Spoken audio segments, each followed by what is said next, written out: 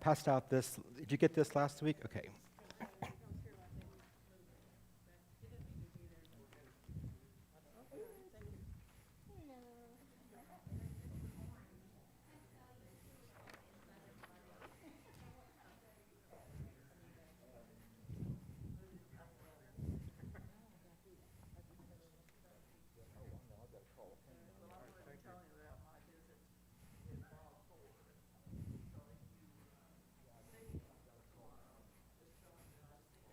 Welcome, everybody, to the riveting subject of polity or governance of the United Church of Christ. I can't think of anything more exciting to be talking about on a Wednesday night at church. I don't know if our numbers are getting a little bit smaller, but that's okay. These are on YouTube, so we'll be able to look back at them, and those who haven't come, one day will also have to go through this, but on their own, it'll be like homeschool. So tonight's topic is polity or governance, and probably most important to someone like a pastor, but important also for us to understand some of the differences between the UCC and the United Methodist Church. And I put out the ministry one, thinking that was for tonight, but that's actually next week, so I meant to pass it out at the end, but you may have already picked it up when you came in. Next week's about ministry, which is also largely perhaps a clergy topic, but also important for leaders to understand how not just lay ministry, but also the ordained ministry sort of works and what the differences are between the two denominations. I also just want to say that it did occur to me that I have a copy of the hymnal, but I couldn't find it. So I ordered another one, which is what I tend to do, and but I do have a copy. Every denomination now has a supplement, just like how we have the Faith We Sing. So this is their supplement, which is actually a lot thicker than ours, called Sing, Prayer, and Praise, which I don't know if we've done anything out of it, but again, I thought I needed to buy it. And so if anybody does want to look at it, you can tell a lot about what somebody believes by what they sing. And that is, Methodists are actually known as a singing people. Some denominations aren't really known for that, for singing per se. And although I would say all Protestant, it's Catholics who kind of joke around that they're not really a singing group. They primarily go to receive the communion, but in the preaching probably isn't really as important historically as Protestants have made it out to be. Protestants have probably made preaching more important than the sacraments, and there needs to be a balance there. And I think most denominations have tried to strike that balance, including Catholics as well as United Methodists and others, have tried to emphasize the importance of both the Word and sacrament, and which is one reason why more and more United Methodist churches celebrate weekly. And also, Becky asked last week because last week we talked about theology, and she asked the question about what it meant when we said something is a testimony of faith, and there she is. Hi, Becky. Versus like a statement of faith. And I did try to actually look up more about that, and one of the differences that I've really noticed, which I sort of knew but now is really apparent to me, is that if you, don't let me forget NFA, we'll do an opening song here in a second. If you go to Cokesbury, which is our United Methodist bookstore online now, or if you go to Amazon and just look up like United Methodist, John Wesley, Wesleyan, you will come up with not just dozens of books, but hundreds of books. And in fact, in the past 50 years or so, there was sort of an explosion of interest in John Wesley and John Wesley's theology. And it's like, every time you turn around, there's a new book. And in fact, I've been joking that I was going to write a book. I won't tell you what it is because you'll probably say it's inappropriate. But it was like going to the bathroom in a Wesleyan way, because every time you turn around, there's a book coming out. Like a few years ago, Raising Your Children the Wesleyan Way, and we just got the catalog this week for Advent, and I can't believe pastors put in August, like, here's our Advent theme. They put this on Facebook. I'm like, I don't know what I'm doing next week, but bless you for having Advent all figured out. And no one cares except you, right, the pastor, right? So maybe the musicians. But people in the pews are like, I'm trying to get through my workday, not worried about what's coming in 4 months. Anyway, I don't mean that disparaging towards any of my pastor friends who are watching. So just yesterday, I noticed in the catalog, Advent, the Wesleyan way. Turned over 3 or 4 pages, Christmas, the Wesleyan way. Then I got in an email from Cokesbury, your personal finances, the Wesleyan way, which is why I was joking, I'm going to write a book, going to the bathroom, the Wesleyan way. And so when you look up UCC books, my point is, you will not find nearly as many books out there. And so, and as we learned the first night, there were 4 denominations that came together. You're not going to find a ton of books on those founders of those denominations. You're just not. That's just not who they are. They're not looking back and saying, well, what did so-and-so believe and say, about child rearing or finances or that kind of stuff. And so I tried to look up. My point is I was looking up, what does it really mean to say your testimony of faith versus a statement of faith? And so after the 6 weeks is up, we've got tonight and then 2 more, and then the next time, David Wheeler will be here. He pastors a UCC church in Norman and a federated church in Weatherford, which is UCC, Disciples, and Presbyterian, 3 denominations together under one roof as one church. And then Lori Walkie from Mayflower are going to come to do like a panel discussion. So I want us to ask them that question. But for my own sake, I also texted David today, and I said, David, if I want to know, what does the UCC really believe, how do I find that out? And I thought I knew the answer, and he said, here's the statement of faith, and he sent me exactly what I handed you the first night, that handout that had it. It was the original version from the 50s, and there was an updated version, and then there was one that was written in Spanish, and then one was written in a doxological kind of form, right? Not just a statement, but kind of something you'd use in worship, right? And he said, here's this statement. He said, but there are UCC people who don't agree with every one of these statements.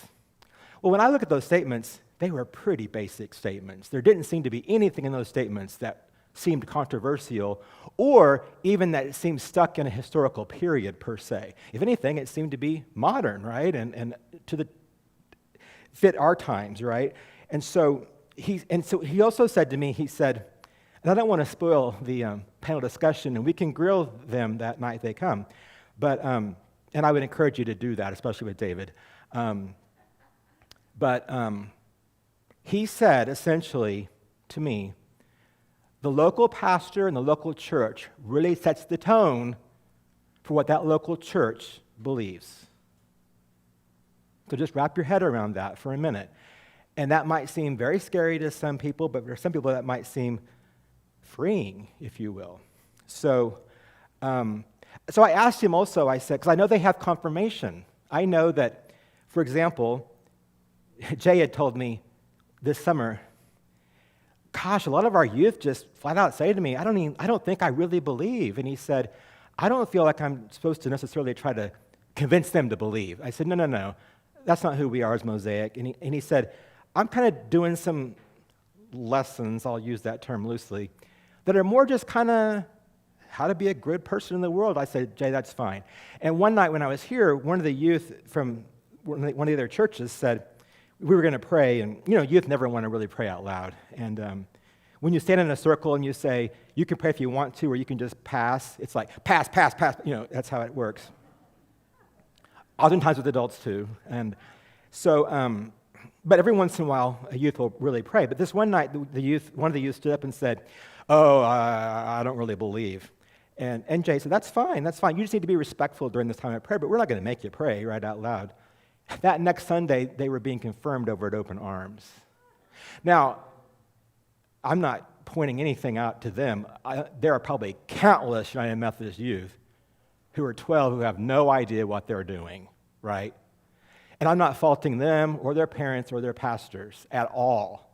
When I look back to when I was 12, I will tell you, I knew I wanted to follow Jesus, and I knew I was joining the church. But when I look back, I think, well, I didn't know anything, right? We can all admit that, right? I didn't know anything at 12, right? where my life was going to take me or who I was going to be. So but it's just kind of funny. So I asked David today, I said, well, tell me about confirmation. Like, is there any official materials? Because I have also been Googling, like, beliefs of United Church of Christ. And what I've ended up getting, even on Google, and I think Google is pretty good in terms of really bringing up stuff you're looking for. If you need me to ever find out anything for you, I'm pretty good at that. So take that however you will. Not a lot comes up, and there's no books out there. And what I really got was church websites that would have a paragraph saying, here's what we believe. And sometimes they were just reposting that statement of faith that the denomination has given them. And I Googled a lot, like testimonies of faith, UCC, and I came up with one thing, and it really said what we said last week, but really what it said is, that there is no statement that we look to and we say, this is what we're all supposed to believe. And so that any of the statements we have that are historical are seen as historical statements that really were for their times, but also could be universal and could be for all times, but that's not handed down to us from above. That's something for us as a community to decide. Well, do we accept what this statement said 50 years ago, or this statement 500 years ago, or the Apostles' Creed, 1,800 years ago? And that as we share what we believe, that we respect that. If Jonathan tells me, in this tonight, if he stood up and said, I believe X, Y, and Z, we wouldn't say to him, you're wrong. We'd be respectful and listen to what he had to say. And somebody else might share, well, I don't believe any of those things, but maybe we could all belong in the same church. Now, I would guarantee you that there's people in every single denomination, that's how they act, right? That may not be what the church officially says, right? But I'll guarantee you, even in churches with a pope, there are people in the pews who believe what they want to believe and don't believe what they're told to believe. So that's just true. That's just human nature. It's just a matter of, do we say it out loud and make it official, or is it sort of unofficial? And that's kind of how I see that. Let's take just a little break, because I always forget the opening song. Let's sing whatever we've got up. What do we got up first? We'll do Blessed Assurance.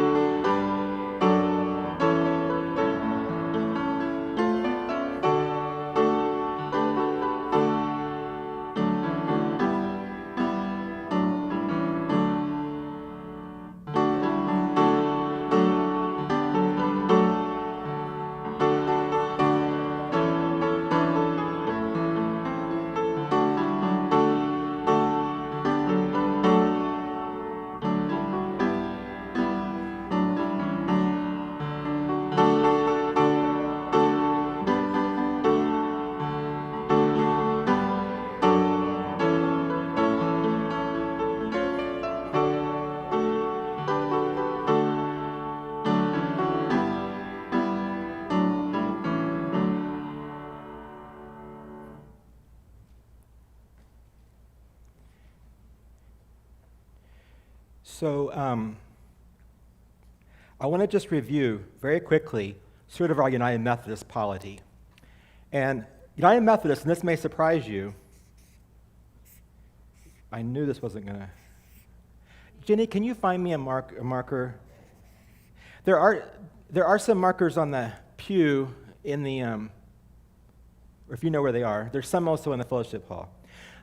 The annual conference is what we say is officially the basic unit of the United Methodist Church.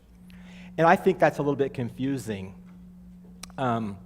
because I think most of us would think that the local church should be the basic unit. And I think that the reason we say the annual conference is the basic unit is because that's the way it was in the very beginning, and it made sense perhaps in the beginning to talk about it that way.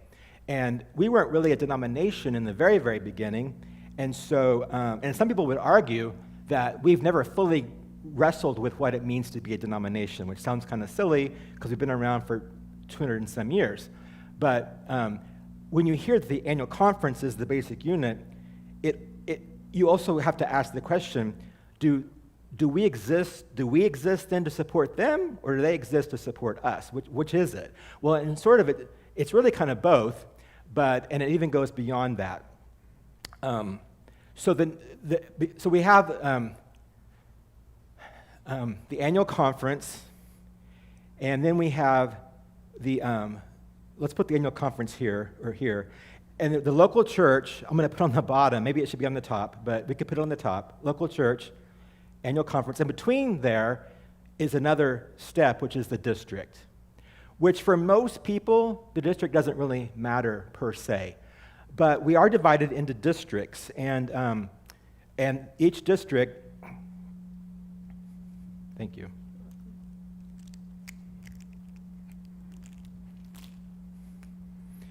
So the local, this is a church. The churches never have good markers. Never. I can't use this yellow one. Orange probably isn't going to show up. Oh, yes, it will. Okay, so the annual conference. Do what? Well, but it wasn't thick. Of course, I'm not using this thick either. So who's in charge of the district? The district superintendent. And so if the district superintendent says to the local church pastor, jump, what's the pastor say? How high? Who's in charge of the annual conference, basically? The bishop, plus other groups, okay? The bishop doesn't have all power, not like they would in, say, the Catholic Church. The bishop really only has 4 primary functions, one of which is like to preside over the annual conference meeting, right? To appoint pastors. There's 2 of them right there. I mean, the bishop has very limited, really, functions, but we do tend to put our bishops up on pedestals a little bit and treat them with giving them a lot of sort of power and authority. So if the bishop also calls the local pastor and says, jump, what's the local pastor say? And how many times do you want me to jump, right? So beyond the annual conference, then, is the jurisdiction.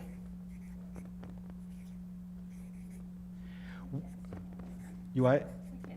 Okay, it makes me feel good, though, to write it. I don't care if you can see it or not. The jurisdiction. And the jurisdiction's also a little bit like the district in terms of not really being sort of on our radar. But at the jurisdictional level is where bishops are elected and also appointed to their annual conferences. So if you've ever wondered, how do we get to have a bishop? Well, a committee made up of equal clergy and equal laity from around the jurisdiction appoint the bishops to where they're going to go. So bishops spend their whole time appointing pastors to where they're going to go, but they don't get to choose where they go. They're told where they're going to go as well. And the jurisdiction also sometimes has ministries, like how we used to have a campground over in Arkansas, which I think we've sold. Or we have the school down the border, and we have like SMU, for example.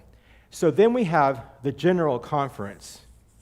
And the General Conference is, of course, the group made up of equal clergy and equal laity who essentially pass a budget every 4 years and decide what rules are in our book of discipline. And so, and that's sort of like, this really is different settings of ministry, But there also is a little bit of a hierarchy there because the General Conference makes rules that we have to end up following. And if we don't follow the rules, there's consequences to that. And so, and the bishop and the DS, they all have power over a pastor and a local church to a certain degree. And if we want to build an education wing or a gym or whatever, we have to get permission, and we have to go up the ladder, and get permission from the appropriate groups. So there is what I would say a hierarchy.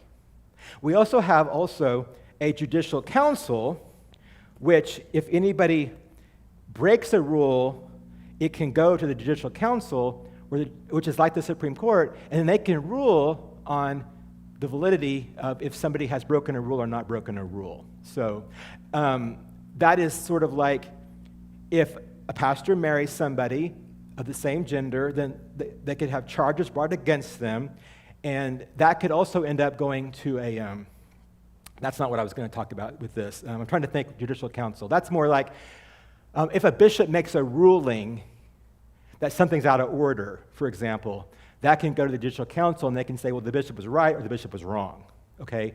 The other thing then, though, is that if a pastor at the local church marries someone and has charges brought against them, that could go before a court of their peers at the annual conference level. And then that group would have to judge whether the person had broken the rule or not broken the rule, and then what the punishment would be, for example. So I just wanted to point out that we have all these different settings, which could be a hierarchy. I've seen it also written in circles where the circles all overlap, but the bottom line is there is a certain degree of hierarchy involved in the way we work. So the way the UCC works is different in terms of, yes? Yes?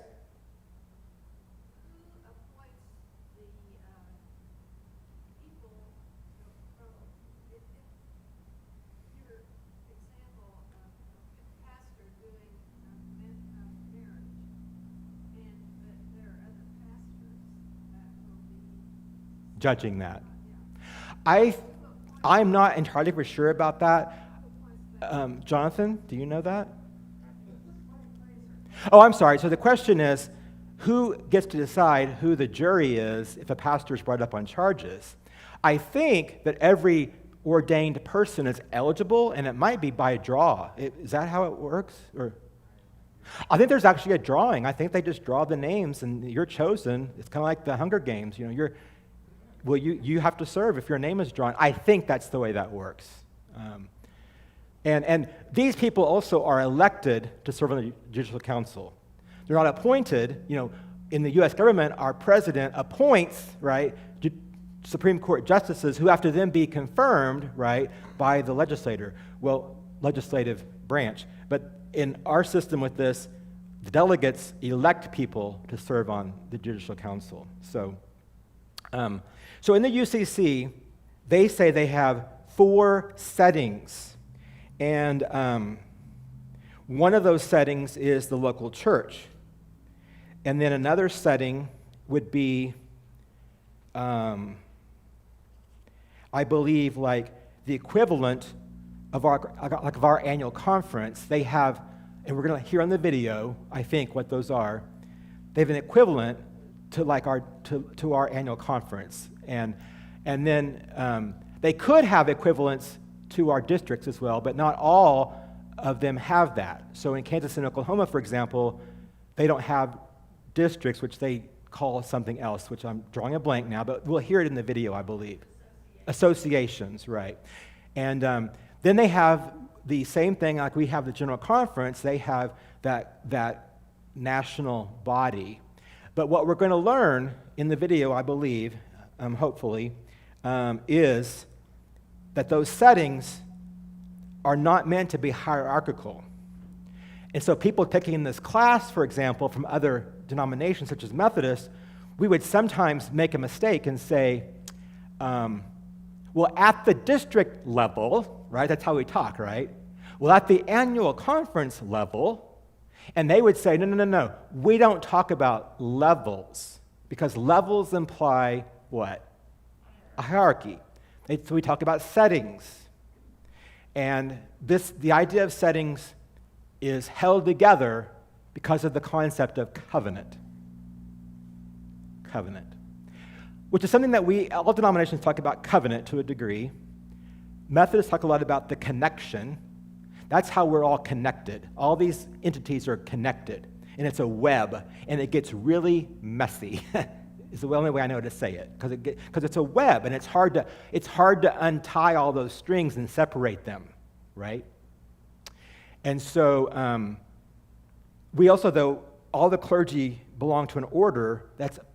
It's called an order, but it's a group. Like all of us who are elders are in the thing called the order of elders. Jenny's in the order of deacons, but that we are in that under sort of a covenant, right? Part of that covenant is kind of like, I will not go over and do a funeral at Chapel Hill unless I was invited by the pastor to do that. That's what it means to be in a covenant, right? But the UCC is going to talk about covenant also, and I want you to pick up on what are their 4 settings, and how does covenant work, and then how does that sort of strike you as different than how the United Methodist Church works. So let's show the video.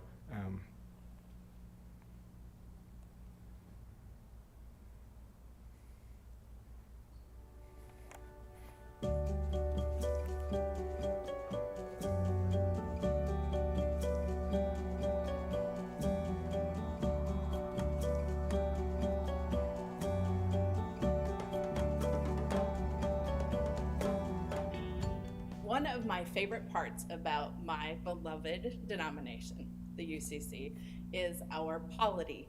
That is how we've organized ourselves, our guidelines and rules, and how we function as a denomination. What I love about it is that it reflects our history and our future. Us coming together, being in relationship with one another, define how we function together. The formation of the United Church of Christ, born out of the coming together of the Congregational Christian churches and the Evangelical Reformed churches to form the United Church of Christ. Right there lives relationship. Folks who are faithful in following God and their leading of the Spirit, recognizing God's call to ministry and the similarities that drew them together, that we could do bigger and bolder and more meaningful ministry together than apart, set the foundation for the United Church of Christ. We structurally and formalize that in our polity, covenantal polity. It is the best part of who we are when we are working well together. It is also one of our greatest challenges at times, because it means that we care deeply for everybody in the system. We are in relationship. Covenant to me is expressed in promise and relationship. And we then, therefore, honor all of the parties involved in our church. We respect and care for. Frankly, we love one another passionately like a family. And families are not always easy, but they are profoundly meaningful and powerful. And that is how God has called this church to action and ministry in the world.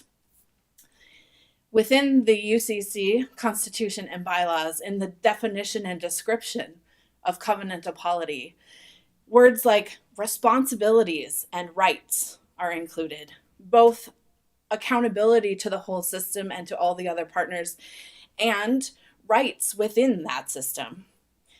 As members of the whole body of Christ, we covenant to honor one another, to respect one another, all of our expressions of the church, to listen to one another, to hear one another, to carefully consider all of the positions and expressions and experiences of our church. Those expressions have titles that most of us understand, are local congregations. So the church that gathers together in the corner or in a coffee shop or in a neighborhood of like-minded folks hearing the call of God and seeing themselves together as one congregation is one expression of the UCC. Several congregations nearby organized together as an association, again, recognizing we do better ministry when we are working together. Another circle is the conference. Just shy of 40 conferences of the United Church of Christ. Again, a gathering of all of us recognizing that we do better ministry and more boldly follow God when we're doing it together. And the General Synod. This is where I have to reach large and stretch far, because this is our whole big family together. The General Synod only gathers physically together occasionally, and yet all of us are the General Synod of the whole United Church of Christ together. One of the unique qualities of the covenantal polity of the United Church of Christ is that we are not a hierarchical structure where the top talks down to the bottom, nor are we the other way around where the bottom talks to the top. We are a family all in this together. The local congregation, the association, the conference, the General Synod, all of us are members of each of those, and we are all responsible to one another, to listen carefully and to honor one another, and we are accountable to one another. We also really value the diversity of the voices and experiences and the ways that God moves through us that surprise us across our whole denomination. It is a profound strength and a gift to the rest of the world that we have in the United Church of Christ and in our polity. A unique function of the United Church of Christ in our national setting is that the General Synod is the national setting of the United Church of Christ. Now, all of us can't have all of the voice and speak for all of the church all of the time. And we have a national staff who are highly qualified and skilled and act on behalf of the General Synod in between its meetings.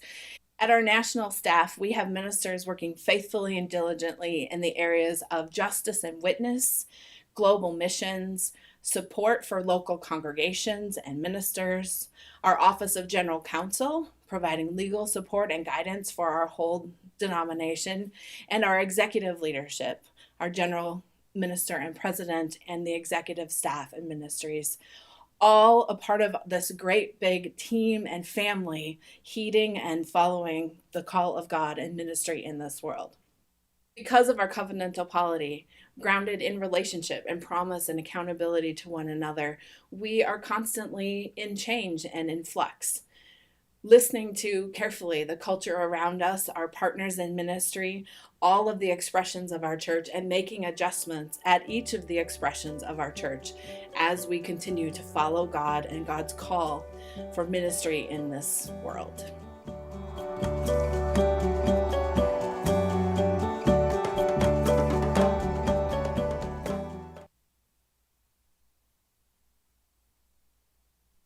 What are the 4 settings? Local church,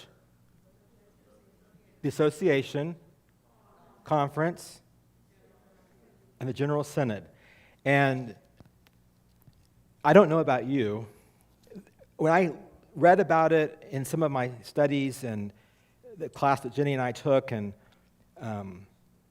when I hear her speak, it's both exciting to me, but also perplexing, and I have questions, and it seems a little scary, right?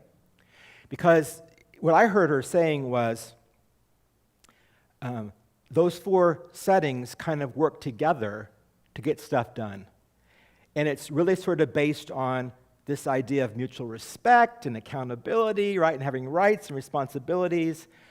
But the difference, I think, in a lot of the ways between us and them, for example, is we all know that we pay apportionments, or we pay to the district, and then we pay to the annual conference, and the annual conference sends some part of that money on beyond the annual conference. And all of us have known our entire life, like, that's required by us in all honesty. If the church says we're struggling financially, the bishop understands that. But if a church just says, we don't want to pay it, then in essence, the pastor sort of gets held accountable for that. And what I've always heard and always sort of believed is that they would see poor leadership from the pastor if a church is just saying, we're just going to refuse to pay that. And there are consequences to that, in all honesty.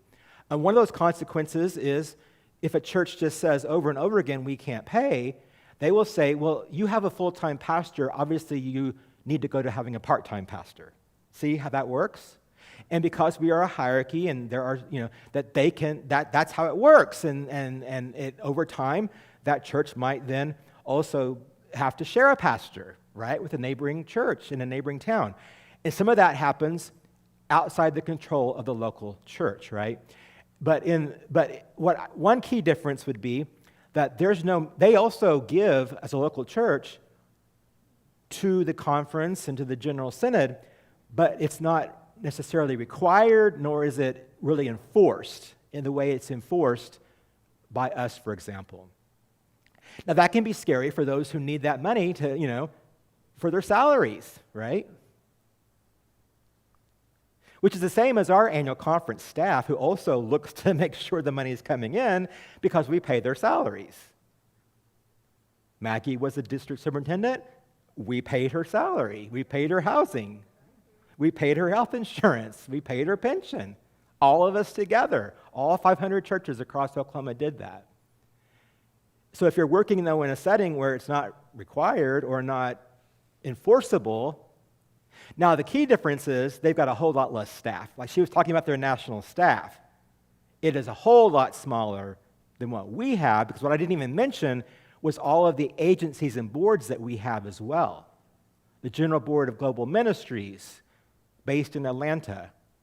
The General Board of Higher Education and Ministry, based in Nashville. The General Board of Discipleship, based in Nashville. Church and Society in Washington, D.C. The General Council of Finance and the pension, all of that. I mean, and that's one of the things that many of us have struggled with, because people will say, well, we're top-heavy, just like how we complain about the government. And I'm not going to say that's not necessarily true, but I would say this. In the past 2 or 3 decades, we've become a lot less top-heavy. That's been because money hasn't come in, and they've had to cut staff. And I'm not saying that's good or bad. It's just the reality of the world in which we live in. So, but I think a key difference would be the idea of the hierarchy and versus the idea of sort of this mutual respect and mutual accountability, and which I'm an idealist. So I hear that and I think, oh, that sounds wonderful, but I'm also a realist, and I know that could be just as messy as having a hierarchy, right? It's almost that's the way it is with any denomination. People say, well, Scott, why haven't you left the Methodist Church? I'm like, because the grass may be greener, but it's hard to mow, right? Or what I think looks good ends up not being any different, just different problems, but all the same at the end of the day, right? So what other thoughts or questions, and this may be the least thing you're interested in, but are there any other thoughts or questions? Or Maggie, you say it and I'll repeat it, okay? For those who can't hear. The lady in the film was saying something about the general setting, or general synod is also the national setting. So is UCC just in the U.S.? I believe they are in the U.S. as far as how they view themselves, but I went on their website. They are doing things around the world. I don't think they're planting churches around the world. I think, and I could be wrong, I bet Lori Walkie can answer this, I think they partner with existing churches. So whatever churches might be in Africa or Europe, because they have relationships with the church, and I know that Kansas and Oklahoma has relationships with the church in Germany. But I don't think we don't plant our churches over there. We just work in cooperation with them. So I think it's a U.S.-based, but they do things outside the U.S. as well, yes. What another question over here, Jenny? Well, I'm going to ask you to say, I think the United Church of Christ, because it's smaller than the United Methodist Church, that collaboration works. But I'm wondering if they start growing and growing and growing, if at some point, I mean, even in the United Methodist Church, the hierarchy became more solidified and more structured. Do you think that eventually, do you think there's a correlation between the size of the United Church of Christ and that collaborative? That could very well be possible, because what you're saying makes sense in all kinds of settings in life. So I think that could very well be possible. And the question was, because they're so much smaller, does that idea of working in collaboration across the settings, if they were to become bigger, would that be harder to do? And I think the answer is yes. Yeah. What other questions? I saw a hand over here. Becky. In the film it said that she said that everybody is in relationship with everyone else, respectful, and is accountable to all parts of the system. What does that accountability look like? That's a good question, and we'll have to ask Lori and David that. I don't know the answer to that question because they're also congregational. The question is, if you're all in relationship with everyone else and there's accountability, what does accountability look like? That's the question. I don't know the answer to that. I do know as far as clergy, the accountability is there in terms of you are vetted by a committee in the conference, just like we are vetted as United Methodists. So there's a vetting there that takes place. So there would be a level of accountability with the pastors. I think pastors are supposed to turn in a yearly report. That's a level of accountability. But other accountability, I don't know. And one of the differences, of course, is that like we are looking for General Conference to change the rules on same-sex marriage, right? Well, the UCC, at their national level, they did change that on a national level. But see, they can't enforce that down to the local church. So you could still have a local church that says we don't agree with same-sex weddings and we're not going to have them here. And there's nothing that they can do about that. So in terms of that, Becky, that's an interesting concept, right? And so at their national meeting, which I think is every 2 years or maybe every 3 years, they have booths just like we have booths of all these groups that show up and are vetted.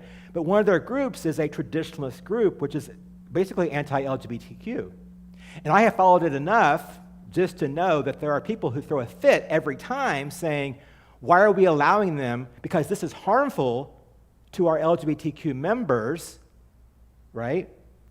And they're struggling with that because just like we've asked that question here at Mosaic, right? Would we ask someone to leave?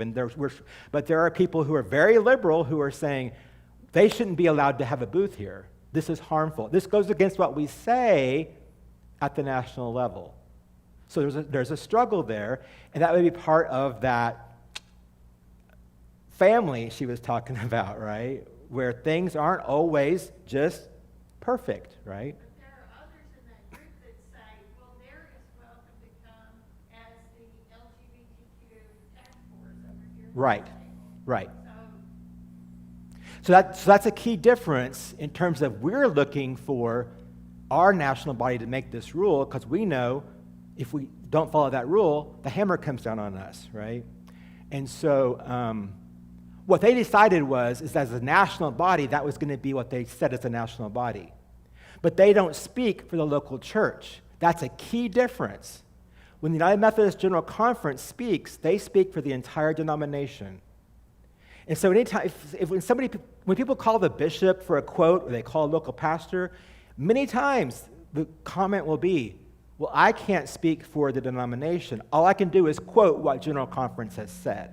That's a key difference because they don't come down from the top to tell local churches what they must believe and do. And that's just a key difference there. And the question we might ask Lori and David, which Lori's going to know before David will know it, because David's only been UCC for about 5 years or so. And I'm going to guess local churches may have been doing weddings before, or unions perhaps, before their general synod made that ruling, and so we could ask Lori that. Was that happening? And my guess is yes, because that's how most change happens in the world, right? From the grassroots. Kay, you had a question. I'm not sure it's a relevant question, but I'm thinking of the Board of Global Ministries and all the missionaries that the United Methodists have in place. And I don't see a place for that in the UCC. So Kay is asking about our global ministries, and I do believe they have something that's similar, and I'm going to try to look it up real quick on my phone. They do have, she mentioned, I think they have 4 agency type at the top. I shouldn't say top. At the national setting, they have missions, I believe. But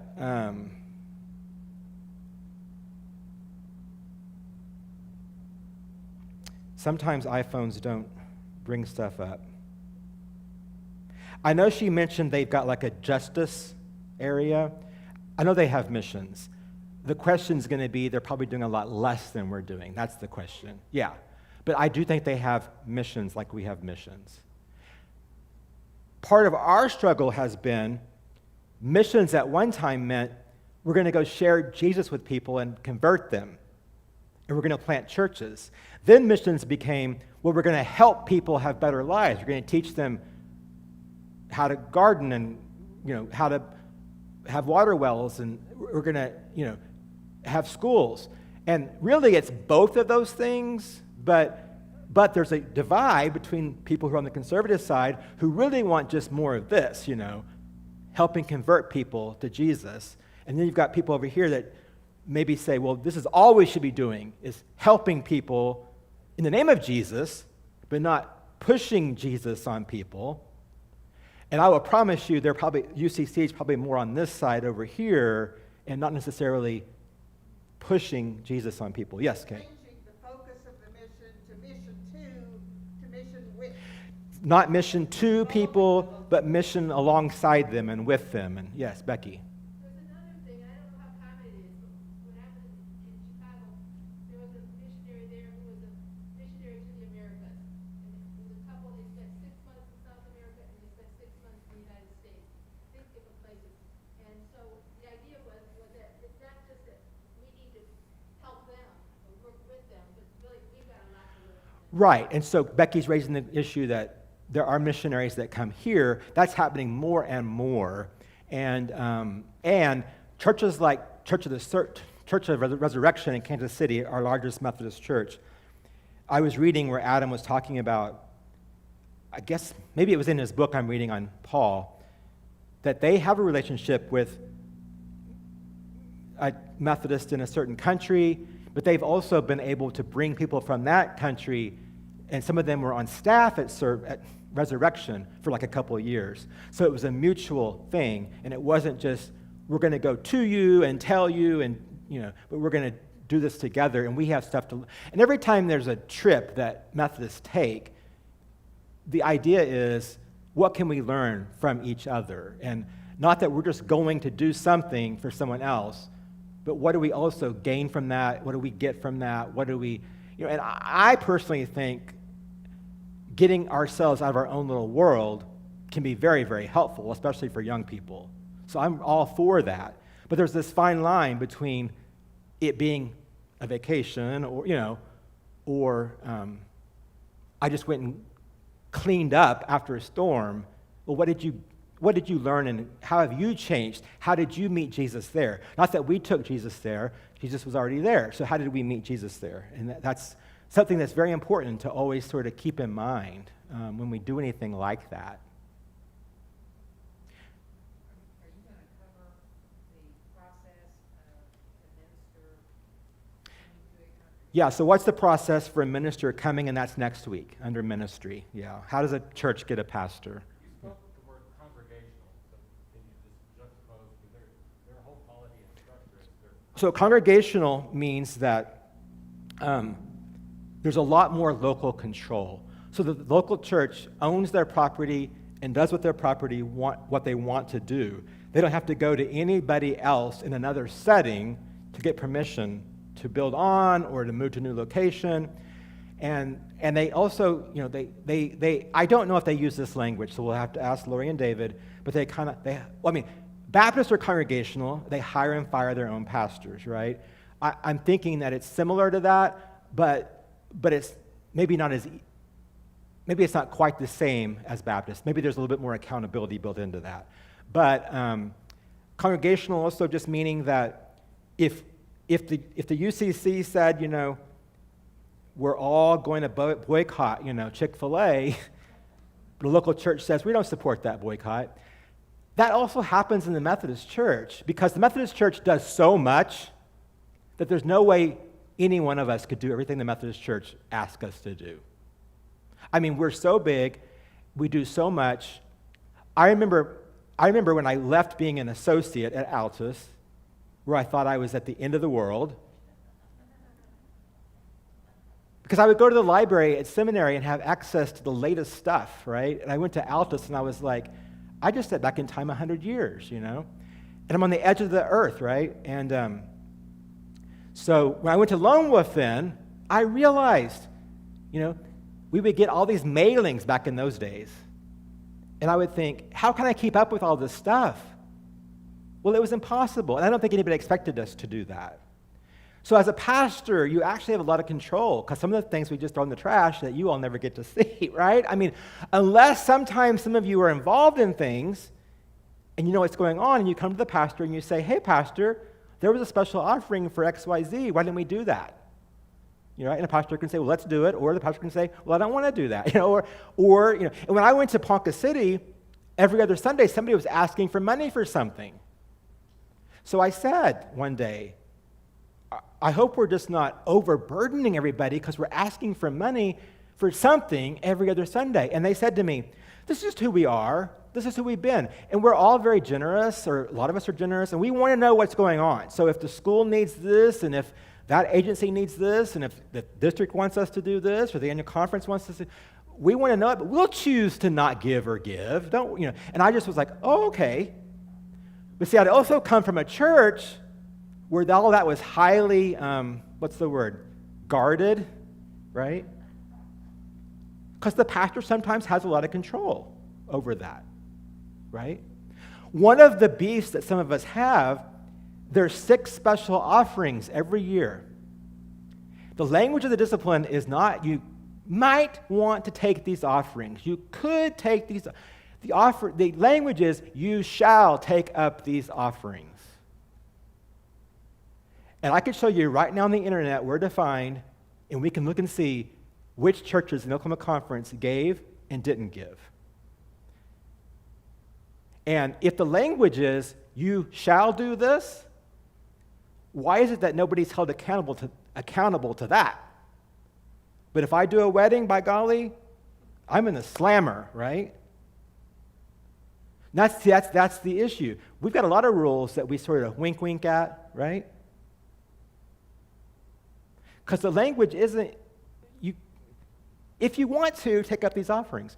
And we have a person on staff now who's at the annual conference level that says, do you know that our annual conference took up $50,000 for this offering? But $75,000 from that offering came back to this annual conference. So we didn't even give as much as what came back to the conference. What do you mean by that? Well, one of our offerings is for scholarships for college students. And last year, we got more money, our people in Oklahoma got more money in college scholarships than what we gave to that fund. And I know what he was trying to say. He was trying to say, start taking up that offering. And I admit at Mosaic, we've not done all 6 every year. Although I have tried to sort of keep those before us. But sometimes we've skipped some. And none of you have said, why did we skip? I'm not, it's okay, right? It's okay. They take that offering right at Advent, which isn't a good time. There's never a good time to think about it. One of my beefs is we don't do a good job of PR with that. Or showing people, I've been trying to find the videos of all of our Oklahoma ministries to show you all. You should have gotten an email from me on Sunday morning, because it was an automatic email. I think it was about OCU. There was a pretty good video about OCU. And that was meant to help you give, because we owe about $1,500 to OCU this year, if we choose to do that. That is a choice we can make. But of the 12 ministries we support, some of them don't have any videos. I'm like, well, how am I supposed to get you excited about supporting this when there's nothing out there to give to you? And that's, quite honestly, the fault of the people in charge of those ministries. When I was a campus minister, I had to raise about 30 or 40% of my budget. So you got to figure out, how do I raise that money? And there are some that weren't doing anything because they didn't see themselves as a fundraiser, right? Or it was like, well, I wanted to be a pastor, but now I've gotten stuck being a campus minister, And no one teaches you how to raise money. There was no class in seminary about raising money. So some struggled, right? And I'm not going to say I didn't struggle, but we always paid our bills on time. We always had a little excess at the end of the year. I mean, we did well, right? And even in the local church, though, a pastor has to walk a fine line, right? A pastor can't be seen as always asking for money. But a pastor is pretty important, and a pastor has to know how to kind of raise funds, right? Except some pastors say, that's not my job. That's not my job at all. And there's different schools of thought around that. And some churches have paid their apportionments in 100% because the pastor's family had money, and in December they made up the difference. Well, when the pastor leaves, guess what happens? The next year the church can't pay 100%. I know a church where in December the pastor would make phone calls. NFA, can you give $10,000? NFA would write a check, right? The next pastor came, and that pastor wasn't going to make phone calls. So what do you think happened? They didn't get 100%, and they struggled, right? And that's just life, right? But if you're hired to run a business, they got to sink they're going to sink or swim, right? That's not the right analogy necessarily. You know what I'm saying, though? A church is just a little bit more mushy, right? A little bit more gray, right? Becky. I would just like to say a little bit more about the hierarchy of the United Methodist Church. I hadn't heard the term hierarchy for the United Methodist Church until like 7 or 8 years ago when I was at a Mennonite library and they talked about it. They talked about when people graduating, students were graduating, there was one United Methodist in the class. It was kind of like everybody felt sorry for her because she had to go wherever her bishop told her. Right. And then I watched everybody else, and they got jobs as waiters and waitresses, waiting to get hired, and they were applying all over the country, and so I guess I think it depends on your perspective. I mean, like the general conference is made up of people from churches. It's made up of people from the bottom. It's not like just Right. going down. There's a Right. I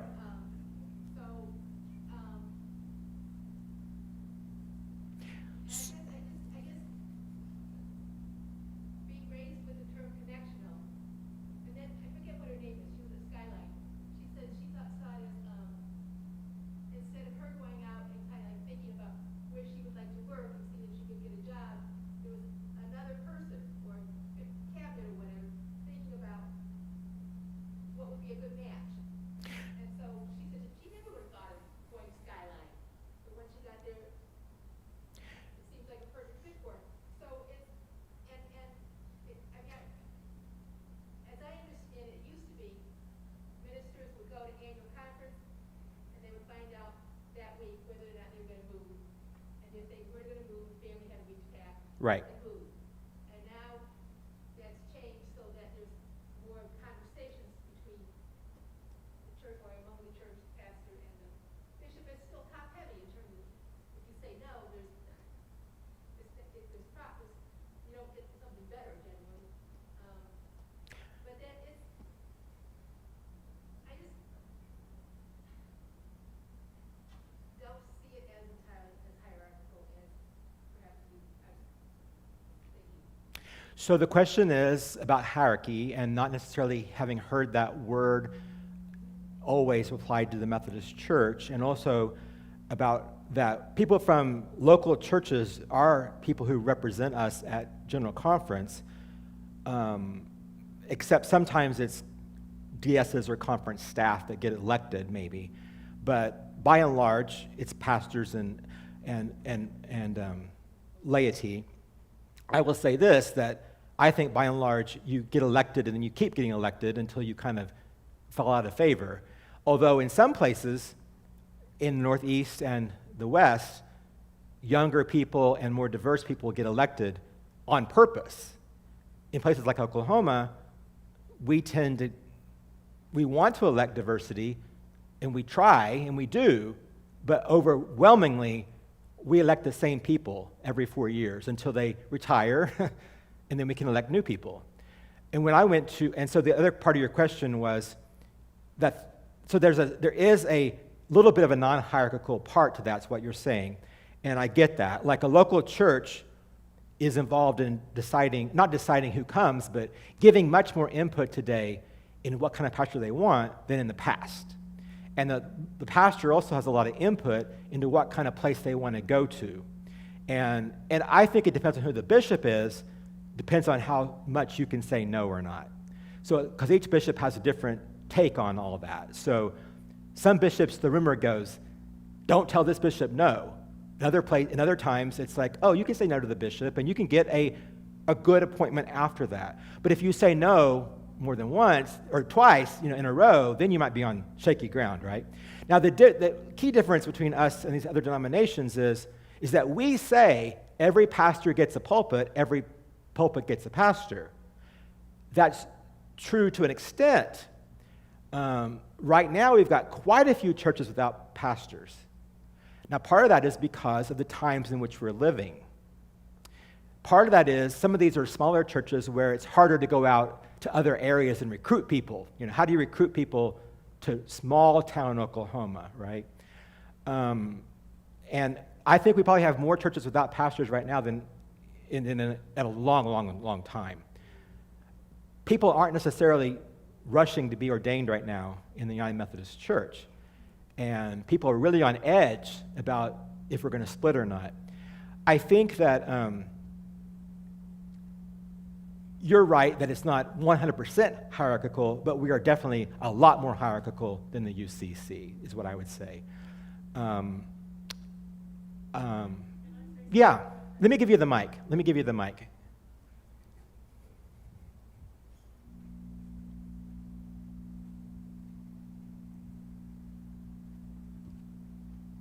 Just say the reality of hierarchy is, where does the buck stop? Where's the person that makes the final decision about whether this is thumbs up or thumbs down? And so in the United Methodist Church, there's definitely a hierarchy in the annual conference of, like Scott said, charges are brought, you go to the bishop can make a ruling, or it goes to a committee, and then it goes, to someone else. But there is a hierarchy of who's making that decision. And so if charges were brought against someone in Mosaic, it's not up to Scott to make a ruling. It goes to the bishop, and then it goes to the committee, and then it keeps going, till it might make it higher up. But I'd say the hierarchy has to do with where's this buck stop and who's going to make the decision. And what I understand about the United Church of Christ is they have committees that deal with conflict within a congregation or something like that. It's not like, oh, well, that automatically goes up higher, up higher, up higher. It goes to a collaborative group rather than I hate to use the word punitive, but like a punitive. It does make sense. And we can get really bogged down in the minutia of this, and we're out of time now. But I encourage you to either write down questions and don't misplace them, or email them to me, and I can give them to David and Lori beforehand. I think it's, let me look and see. I guess it's September the 8th is when they're going to be here, and we can ask them, and I can prep them too with some of your questions. So let's close with prayer. And let me just make sure that nobody had any questions online, because I did ask them. No one asked a question online. Okay.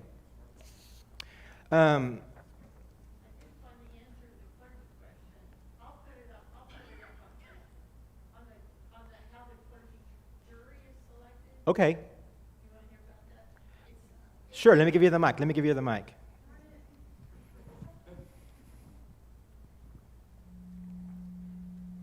I looked it up because I didn't know. The presiding bishop in that conference asked a presiding bishop from another conference to preside over the trial, and that bishop and the cabinet of that conference choose a pool of 35 clergy people, and then the person defending the charges and the person bringing the charges, and the presiding officer choose the jury from that pool.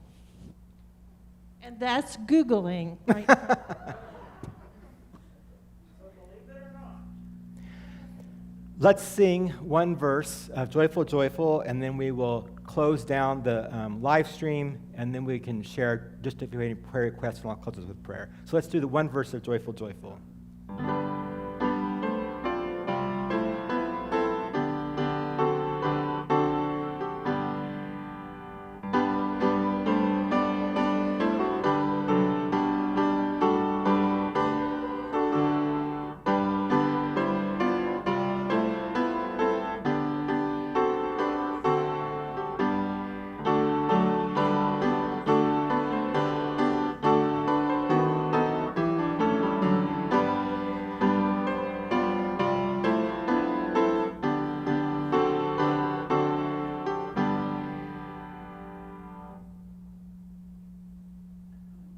So for those watching online, thank you for being with us tonight, and we'll say goodbye. Hope you have a great week. God bless you.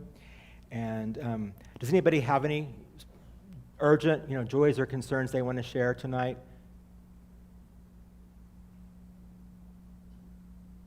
Jerry Campbell, happy or at a retreat in Wyoming. Jerry got ill and is in the hospital in Salt Lake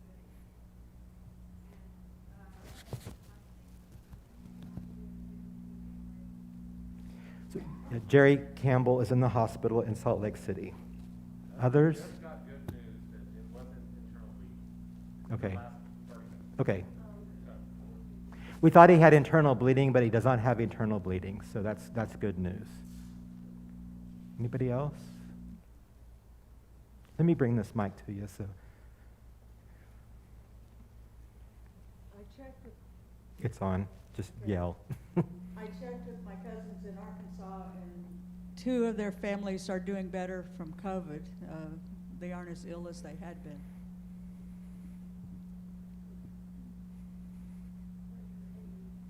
For Haiti, I'm going to pray for Haiti here in a second, and Afghanistan.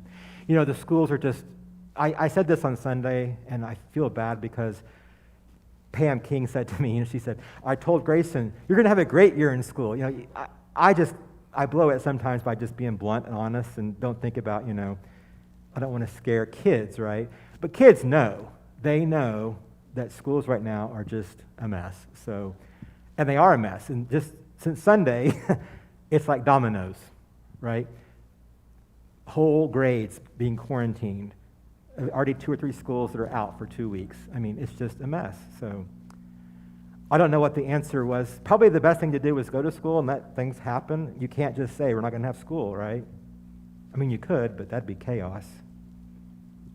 I'd gotten a text from Debbie Logue, and her brother has fallen, and he thinks he has a broken hip, but they're assessing him right now. Okay. Debbie Logue's brother, fallen and perhaps broken his hip. Okay, I know I'm taking up the choir time, so let's pray. I've got this prayer that was written by Chris Moore over in Tulsa, and he posted this today on Facebook. Holy One, there are many things to pray for now. We could pray for parents searching in the rubble in Haiti, for parents hiding their children from the Taliban, for parents whose home is now ash, inaccessible because the roads are shut down, or taken away because of eviction or repossession. For parents sending their children to school because it is the choice between the risk of physical health and the certainty of mental health. And we could pray for those who work the disasters, for the diplomats and the aid workers trying to bring peace in the midst of war, for the myriad of healthcare workers in hospitals and clinics begging for some sanity from the public as they scrounge for beds and relief. For the staff and teachers making the best plans they can with their hands tied and they're crossing their fingers while they go about doing what they always do, put children first. We pray for all of these things and more. We pray because there must be more than the frustration and anger. We pray because there are things we cannot change, but that doesn't change our desire for change. We pray because in this time in which so many choices are in front of us, we choose hope. So let us pray, and then we'll do what we can, where we can, with what we have. Amen.